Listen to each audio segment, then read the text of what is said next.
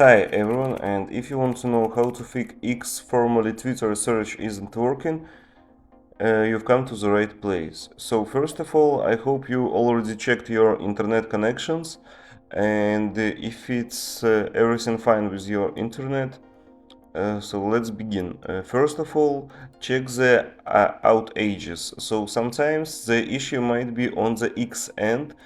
Check the status page on social media for any ongoing outages or issues. Clear cache and cookies. To do it, you just simply need to go to Settings, Apps, find X, go to Storage and Cache, clear storage and clear cache. If the problem is still not solved, make sure that you update your X. So go to Google Play, found X, and make sure that it says open. If it says update, click on update and it will be fine. So if it's everything not helped, just uninstall and reinstall the page.